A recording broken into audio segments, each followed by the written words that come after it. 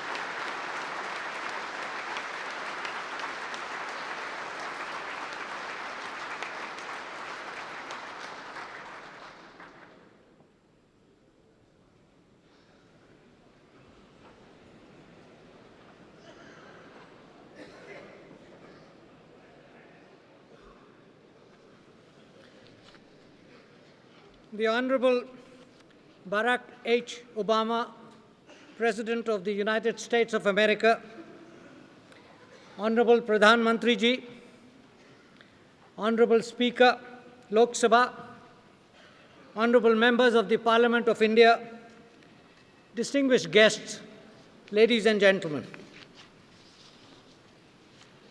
This is one of those infrequent occasions when the Rajya Sabha and the Lok Sabha members come together for a meeting to honor and hear a visiting dignitary of great eminence. Our guest today is from one of the world's oldest democracies, and we, in the largest, rejoice in welcoming him.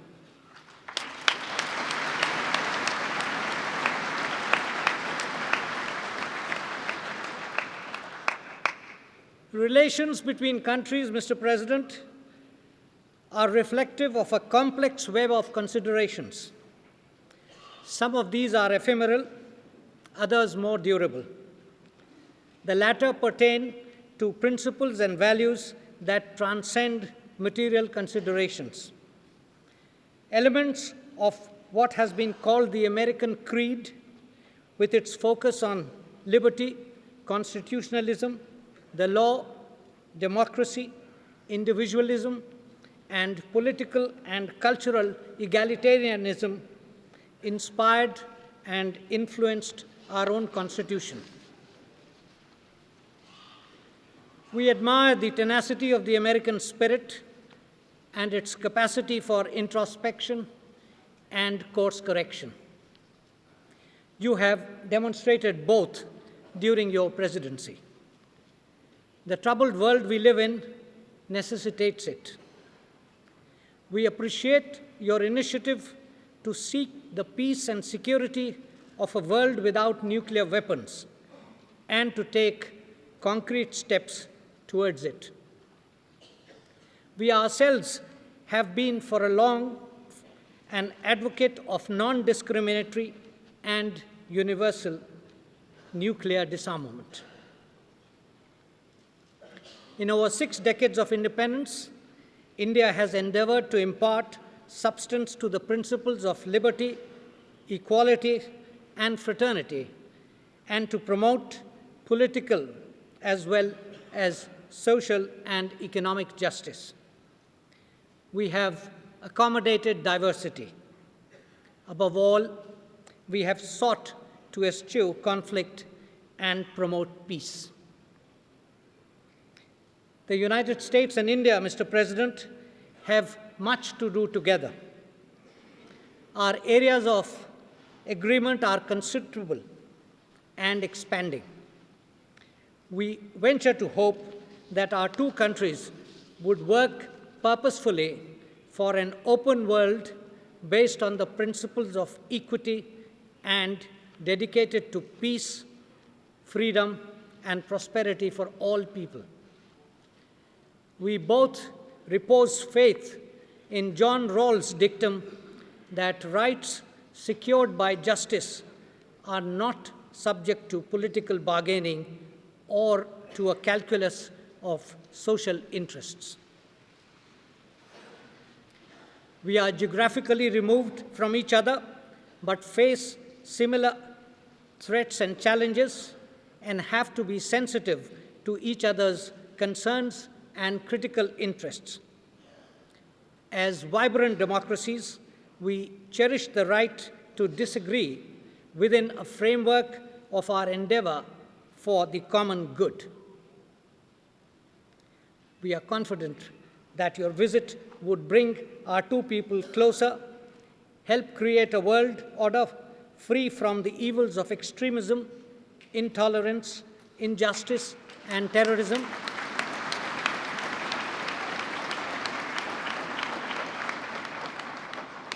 and devoted to the pursuit of new vistas of humanism and technological innovation in the service of humankind. I now invite the distinguished guests to address the gathering. Thank you.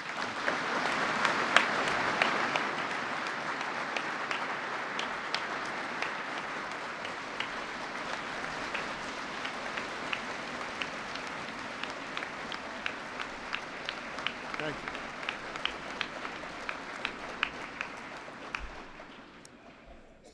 you. Mr. Vice President, Madam Speaker, Mr. Prime Minister, members of Lok Sabha and Rajya Sabha, and most of all, the people of India. I thank you for the great honor of addressing the representatives of more than 1 billion Indians in the world's largest democracy.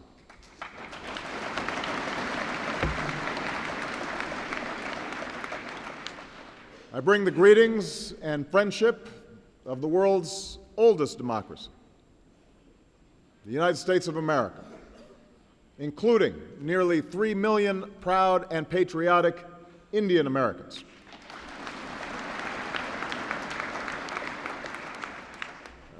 Over the past 3 days, my wife Michelle and I have experienced the beauty and dynamism of India and its people. From the majesty of Humayun's tomb to the advanced technologies that are empowering farmers and women who are the backbone of Indian society. From the Diwali celebrations with school children to the innovators who are fueling India's economic rise. From the university students who will chart India's future, to you, leaders who helped to bring India to this moment of extraordinary promise. At every stop, we have been welcomed with the hospitality for which Indians have always been known. So, to you and the people of India, on behalf of me, Michelle, and the American people, please accept my deepest thanks.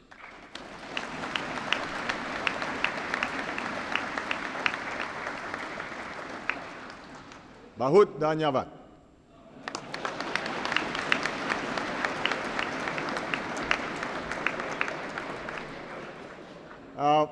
I am not the first American president to visit India, nor will I be the last. But I am proud to visit India so early in my presidency. It's no coincidence that India is my first stop on a visit to Asia, or that this has been my longest visit to another country since becoming president.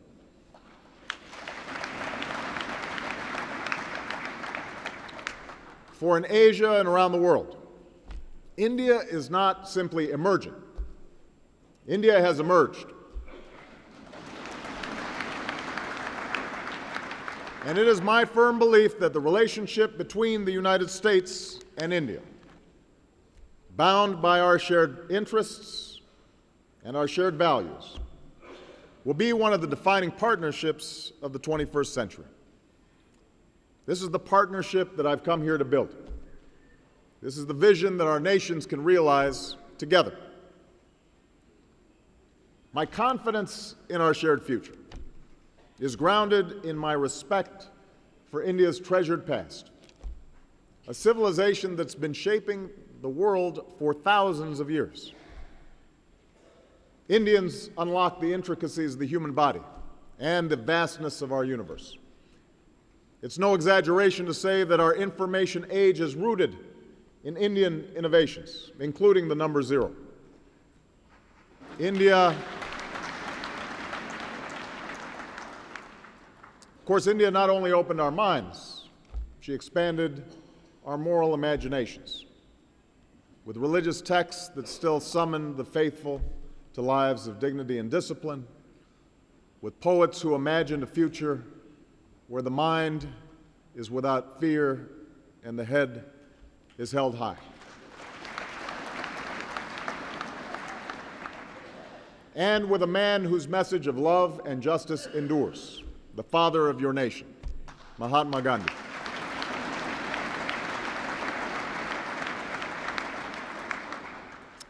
For me and Michelle, this visit has therefore held special meaning. You see, throughout my life, including my work as a young man on behalf of the urban poor, I've always found inspiration in the life of Gandhiji and his simple and profound lesson to be the change we seek in the world. And just as he summoned Indians to seek their destiny, he influenced champions of equality in my own country, including a young preacher named Martin Luther King. After making his pilgrimage to India a half-century ago, Dr. King called Gandhi's philosophy of nonviolent resistance the only logical and moral approach in the struggle for justice and progress.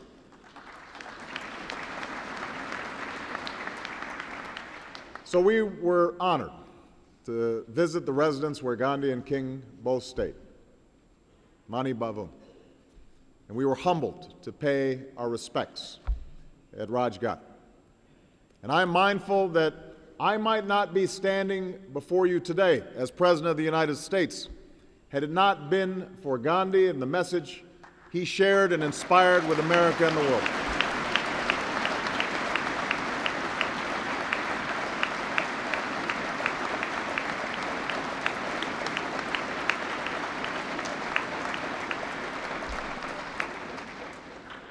An ancient civilization of science and innovation, a fundamental faith in human progress.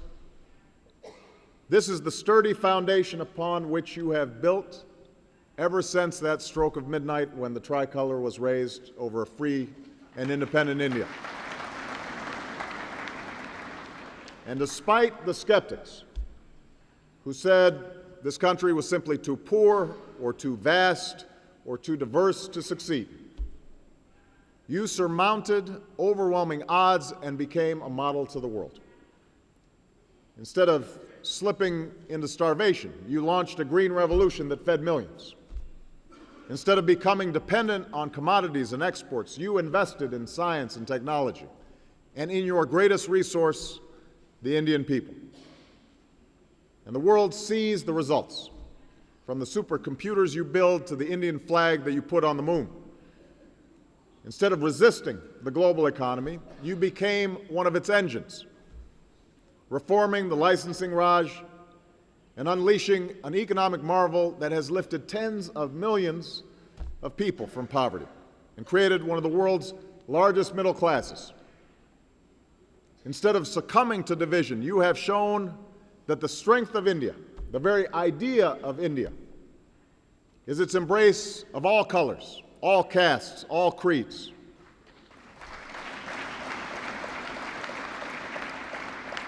It's the diversity represented in this chamber today. It's the richness of faiths celebrated by a visitor to my hometown of Chicago more than a century ago, the renowned Swami, Vivekananda.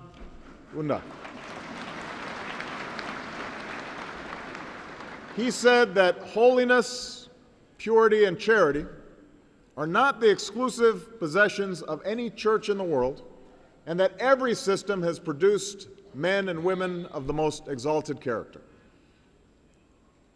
And instead of being lured by the false notion that progress must come at the expense of freedom, you built the institutions upon which true democracy depends. Free and fair elections, which enabled citizens to choose their own leaders without recourse to arms. An independent judiciary and the rule of law, which allows people to address their grievances. And a thriving free press and vibrant civil society, which allows every voice to be heard. This year, as India marks 60 years with a strong and democratic constitution, the lesson is clear. India has succeeded not in spite of democracy. India has succeeded because of democracy.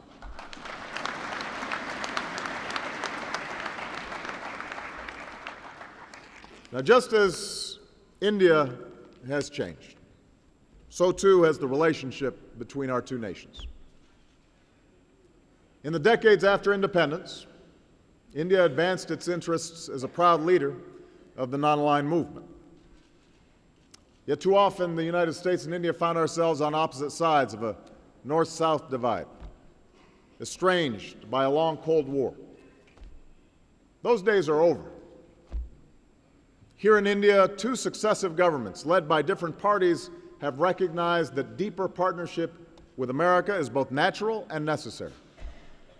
And in the United States, both of my predecessors, one a Democrat, one a Republican, worked to bring us closer, leading to increased trade and a landmark civil nuclear agreement.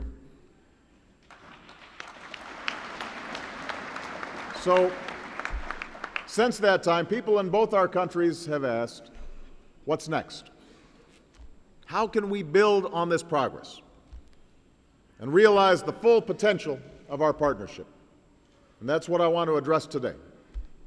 The future that the United States seeks in an interconnected world, and why I believe that India is indispensable to this vision, how we can forge a truly global partnership, not just in one or two areas, but across many, not just for our mutual benefit, but for the benefit of the world.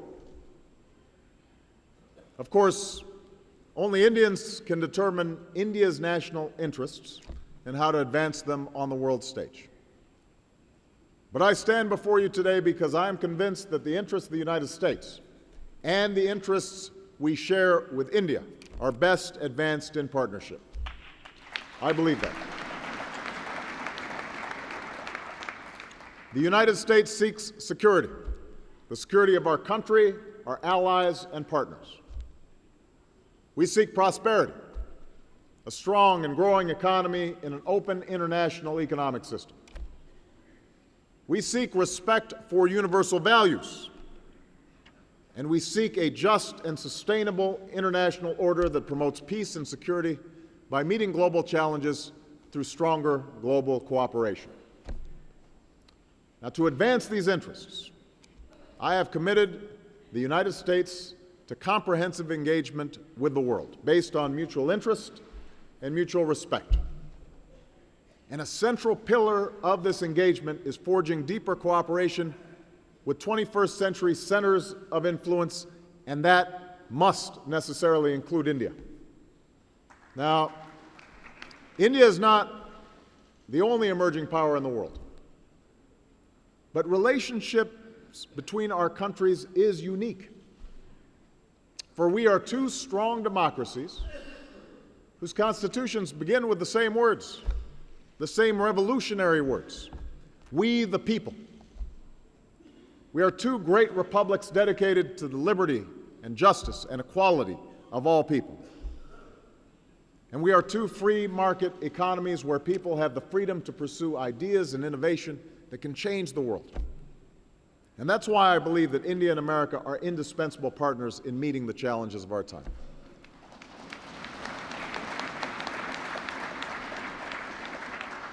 Since taking office, I've therefore made our relationship a priority. I was proud to welcome Prime Minister Singh for the first official state visit of my presidency.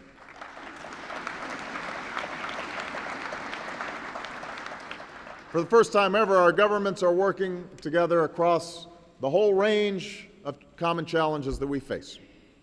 And let me say it as clearly as I can. The United States not only welcomes India as a rising global power, we fervently support it, and we have worked to help make it a reality. Together with our partners, we have made the G20 the premier forum for international economic cooperation, bringing more voices to the table of global economic decision-making, and that has included India. We've increased the role of emerging economies like India at international financial institutions. We valued India's important role at Copenhagen, where for the first time all major economies committed to take action to confront climate change and to stand by those actions. We salute India's long history as a leading contributor to United Nations peacekeeping missions. And we welcome India as it prepares to take its seat on the United Nations Security Council.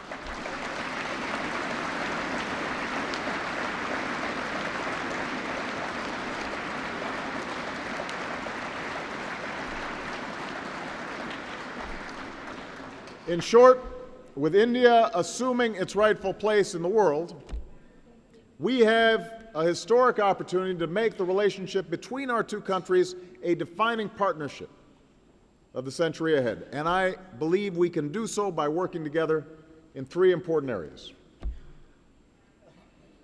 First, as global partners, we can promote prosperity in both our countries. Together, we can create the high-tech, high-wage jobs of the future. With my visit, we are now ready to begin implementing our civil nuclear agreement. This will help meet India's growing energy needs and create thousands of jobs in both of our countries.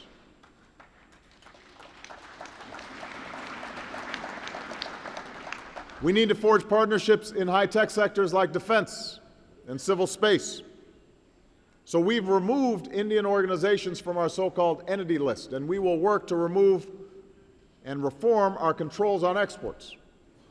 Both of these steps will ensure that Indian companies seeking high-tech trade and technologies from America are treated the same as our very closest allies and partners.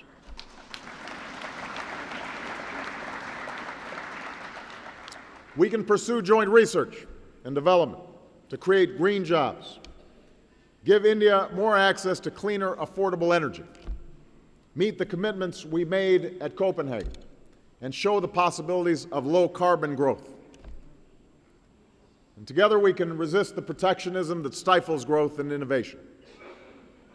The United States remains and will continue to remain one of the most open economies in the world. And by opening markets and reducing barriers to foreign investment, India can realize its full economic potential as well. As G20 partners, we can make sure the global economic recovery is strong and is durable. And we can keep striving for a Doha round that is ambitious and is balanced, with the courage to make the compromises that are necessary so global trade works for all economies. Together we can strengthen agriculture. Cooperation between Indian and American researchers and scientists sparked the Green Revolution. Today, India is a leader in using technology to empower farmers, like those I met yesterday, who get free updates on market and weather conditions on their cell phones. And the United States is a leader in agricultural productivity and research. Now, as farmers in rural areas face the effects of climate change and drought, we'll work together to spark a second, more sustainable, evergreen revolution. Together, we're improving Indian weather forecasting systems before the next monsoon season. We aim to help millions of Indian farming households save water and increase productivity, improve food processing so crops don't spoil on the way to market, and enhance climate and crop forecasting to avoid losses that cripple communities and drive up food prices. And as part of our food security initiative, we're going to share India's expertise with farmers in Africa. And this is an indication of India's rise, that we can now export hard-earned expertise to countries that see India as a model for agricultural development. It's another powerful example of how America and Indian partnership can address an urgent global challenge. Because the wealth of a nation also depends on the health of its people.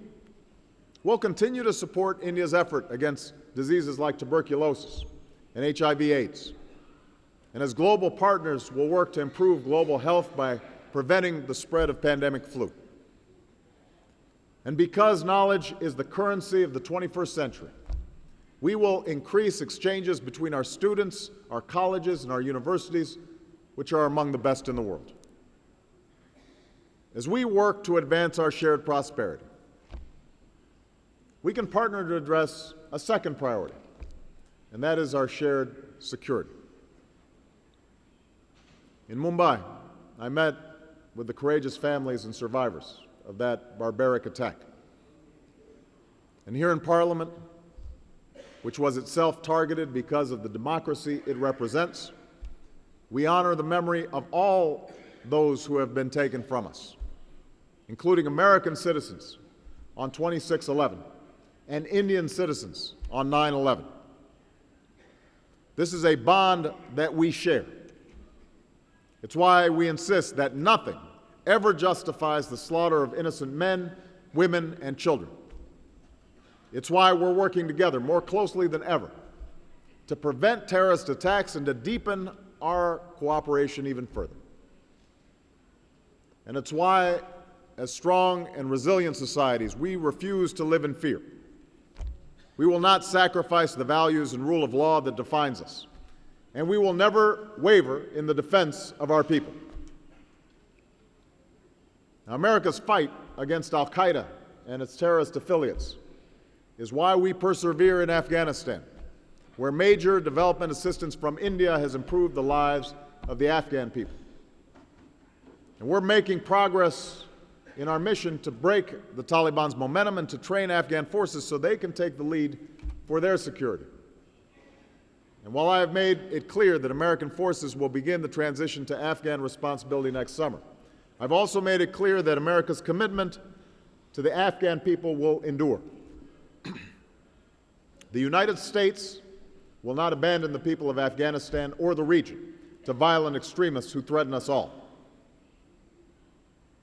Our strategy to disrupt and dismantle and defeat al-Qaeda and its affiliates has to succeed on both sides of the border. And that's why we have worked with the Pakistani government to address the threat of terrorist networks in the border region. The Pakistani government increasingly recognizes that these networks are not just a threat outside of Pakistan, they are a threat to the Pakistani people as well.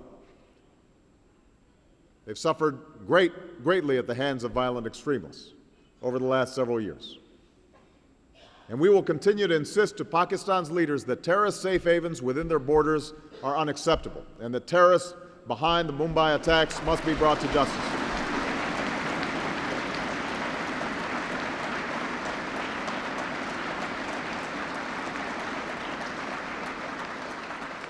We must also recognize that all of us have an interest in both an Afghanistan and a Pakistan that is stable and prosperous and democratic. And India has an interest in that as well. In pursuit of regional security, we will continue to welcome dialogue between India and Pakistan, even as we recognize that disputes between your two countries can only be resolved by the people of your two countries. More broadly, India and the United States can partner in Asia. Today, the United States is once again playing a leadership role in Asia, strengthening old alliances, deepening relationships, as we're doing with China, and we're re-engaging with regional organizations like ASEAN and joining the East Asia Summit, organizations in which India is also a partner. And like your neighbors in Southeast Asia, we want India not only to look east, we want India to engage east because it will increase the security and prosperity of all our nations. As two global leaders, the United States and India can partner for global security, especially as India serves on the Security Council over the next 2 years. Indeed, the just and sustainable international order that America seeks includes a United Nations that is efficient, effective, credible, and legitimate. And that is why I can say today, in the years ahead, I look forward to a reformed United Nations Security Council that includes India as a permanent member.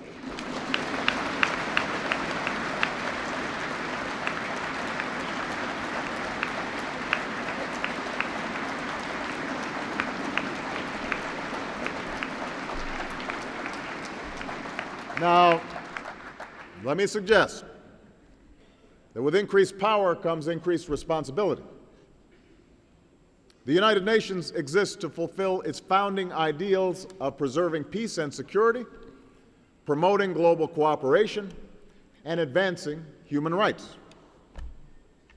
These are the responsibilities of all nations, but especially those that seek to lead in the 21st century. And so we look forward to working with India and other nations that aspire to Security Council membership to ensure that the Security Council is effective, that resolutions are implemented, that sanctions are enforced, that we strengthen the international norms which recognize the rights and responsibilities of all nations and all individuals. And this includes our responsibility to prevent the spread of nuclear weapons. Since I took office, the United States has reduced the role of nuclear weapons in our national security strategy. And we've agreed with Russia to reduce our own arsenals. We have put preventing nuclear proliferation and nuclear terrorism at the top of our nuclear agenda. And we have strengthened the cornerstone of the global non-proliferation regime, which is the Nuclear Non-Proliferation Treaty. Together, the United States and India can pursue our goal of securing the world's vulnerable nuclear materials. We can make it clear that even as every nation has the right to peaceful nuclear energy, every nation must also meet its international obligations, and that includes the Islamic Republic of Iran. And together we can pursue a vision that Indian leaders have espoused since independence, a world without nuclear weapons.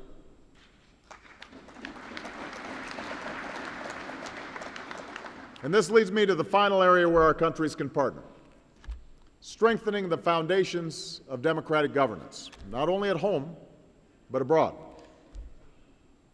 In the United States, my administration has worked to make government more open and transparent and accountable to people.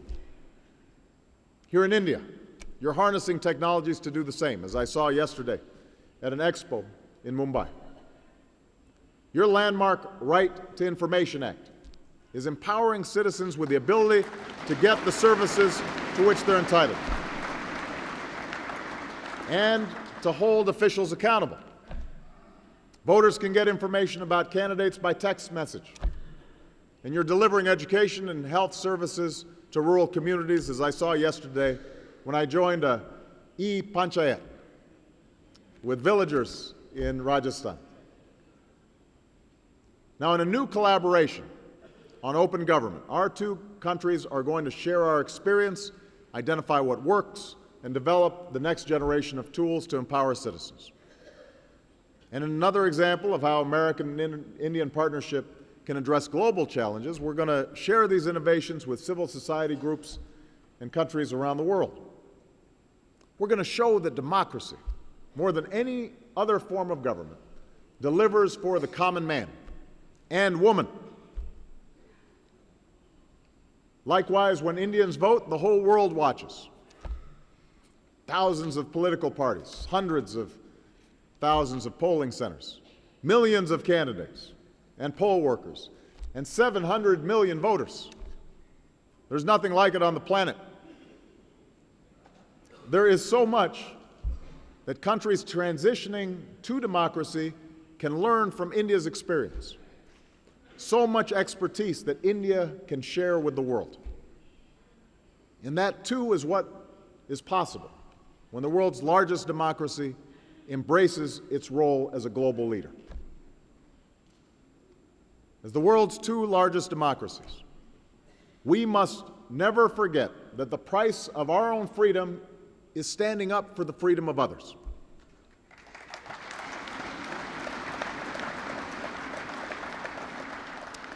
Indians know this, for it is the story of your nation. Before he ever began his struggle for Indian independence, Gandhi stood up for the rights of Indians in South Africa. Just as others, including the United States, supported Indian independence, India championed the self-determination of peoples from Africa to Asia as they too broke free from colonialism. And along with the United States, you've been a leader in supporting democratic development and civil society groups around the world. And this too is part of India's greatness. Now, we all understand every country will follow its own path. No one nation has a monopoly on wisdom, and no nation should ever try to impose its values on another. But when peaceful democratic movements are suppressed, as they have been in Burma, for example, then the democracies of the world cannot remain silent. For it is unacceptable to gun down peaceful protesters and incarcerate political prisoners decade after decade. It is unacceptable to hold the aspirations of an entire people hostage to the greed and paranoia of bankrupt regimes. It is unacceptable to steal elections, as the regime in Burma has done again, for all the world to see. Faced with such gross violations of human rights, it is the responsibility of the international community, especially leaders like the United States and India, to condemn it. And if I can be frank, in international fora, India has often shied away from some of these issues. But speaking up for those who cannot do so for themselves is not interfering in the affairs of other countries. It's not violating the rights of sovereign nations. It is staying true to our democratic principles. It is giving meaning to the human rights that we say are universal. And it sustains the progress that in Asia and around the world has helped turn dictatorships into democracies and ultimately increased our security in the world. So promoting shared prosperity, preserving peace and security, strengthening democratic governance and human rights. These are the responsibilities of leadership. And as global partners, this is the leadership that the United States and India can offer in the 21st century. Ultimately, though, this cannot be a relationship only between presidents and prime ministers or in the halls of this parliament. Ultimately, this must be a partnership between our peoples. So I want to conclude by speaking directly to the people of India who are watching today. In your lives, you have overcome odds that might have overwhelmed a lesser country. In just decades, you have achieved progress and development that took other nations centuries. You are now assuming your rightful place as a leader among nations. Your parents and grandparents imagined this. Your children and grandchildren will look back on this, but only this generation of Indians can seize the possibilities of the moment. As you carry on with the hard work ahead, I want every Indian citizen to know the United States of America will not simply be cheering you on from the sidelines. We will be right there with you, shoulder to shoulder.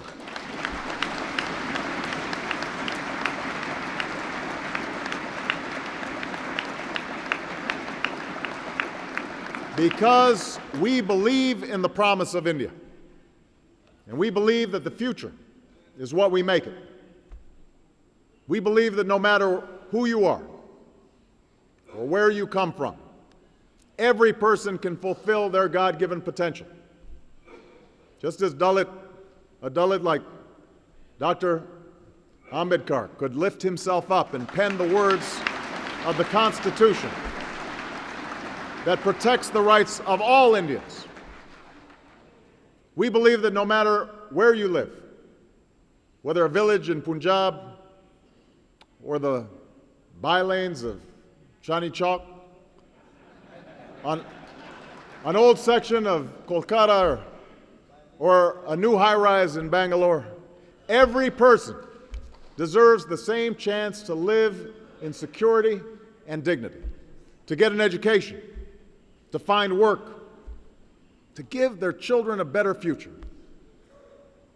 And we believe that when countries and cultures put aside old habits and attitudes that keep people apart, when we recognize our common humanity, then we can begin to fulfill these aspirations that we share. It's a simple lesson contained in that collection of stories which has guided Indians for centuries. The Poncha Tantra. And it's the spirit of inscription seen by all who enter this great hall. That one is mine and the other a stranger is the concept of little minds.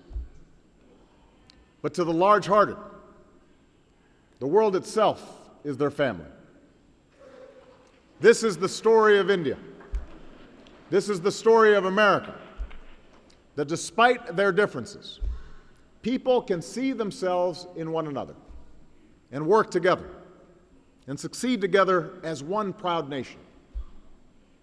And it can be the spirit of partnership between our nations that even as we honor the histories which in different times kept us apart, even as we preserve what makes us unique in a globalized world, we can recognize how much we can achieve together. And if we let this simple concept be our guide, if we pursue the vision I've described today, a global partnership to meet global challenges, then I have no doubt that future generations, Indians and Americans, will live in a world that is more prosperous and more secure and more just because of the bonds that our generation has forged today. So thank you. And Jai Hind. And long live the partnership between India and the United States.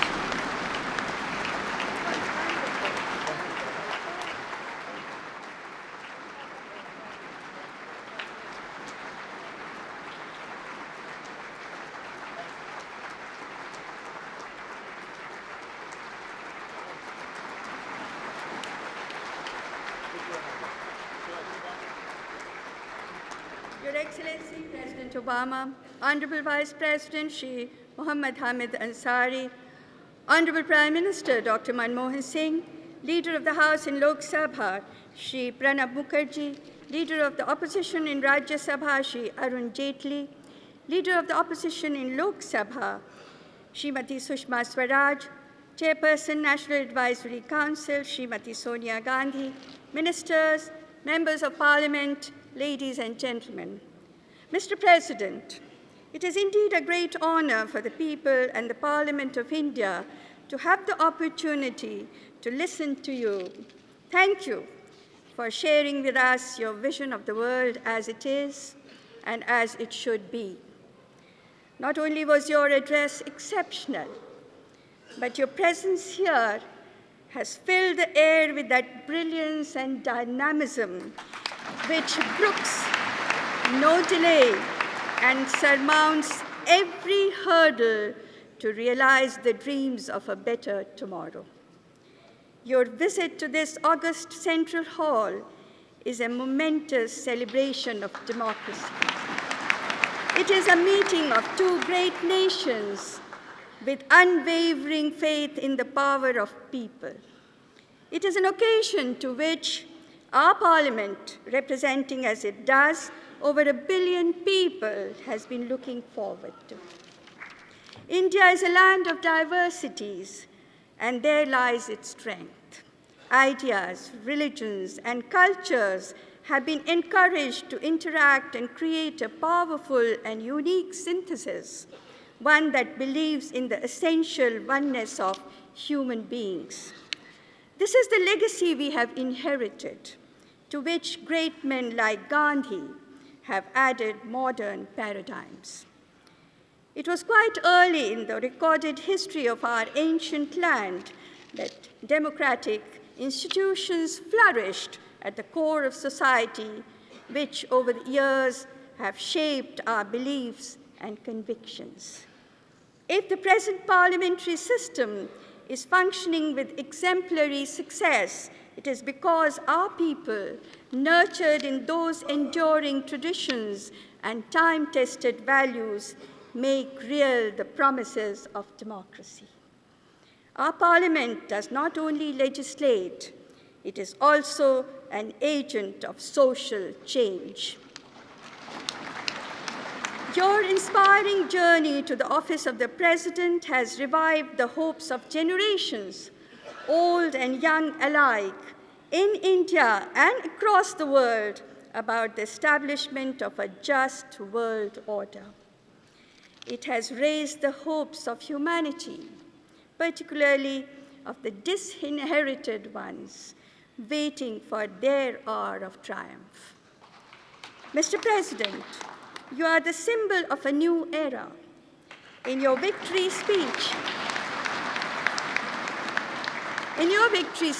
2 years ago, you had said, and I quote, "America must play its role in ushering in a new era of peace," unquote.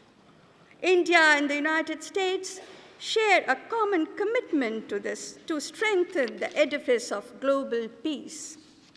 As the world's two largest democracies, we need to work together for this. As Martin Luther King has said, and I quote, "Sooner or later, all the people of the world will have to discover a way to live together in peace," I unquote. We owe our future generations a safe, secure, and sustainable world. Poverty, deprivation, and injustice are a serious threat to peace. We should join forces to combat these with equitable development, respect for plurality, human rights, rule of law, and freedom. Both our countries have been severely affected by terrorism.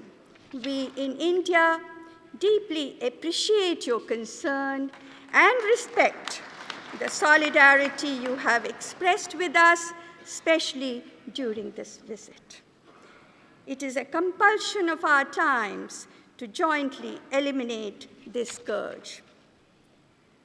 Some moments are recorded in history as points of reference. Mr. President, this is that moment, and I thank you for making it so. Bharat की संसद में आपके भाषण से दोनों देशों की मित्रता और प्रगाढ़ हो गई है। इस संबंध को और विकसित करें तो हम अपने देश और विश्व की अनेक जटिल समस्याओं का हल ढूंढने में सफल हो सकते हैं। साथ मिलकर वह सुनहरी सुबह ला सकते हैं एक अरसे से दुनिया जिसकी इंतज़ार में है। मैं आदरणीय उपराष्ट्रपति, आदरणीय प्रधानमंत्री, संसद सदस्यों और सभी गण्यमान्य जन की कृतज्ञ हूँ कि उन्होंने अपनी उपस्थिति से कार्यक्रम को गरिमामंडित किया। मीडिया कर्मियों को मेरा विशेष धन्यवाद। अपने सचिवालय के अधिकारियों और कर्मचारियों की मैं सराहना करती हूँ। I would like to convey to you, Mr. President, to the First Lady, to the members of your delegation, to the members of the U.S. Congress, and to the friendly people of America, the greetings and good wishes of the members of the Indian Parliament and the people of India. Namaste.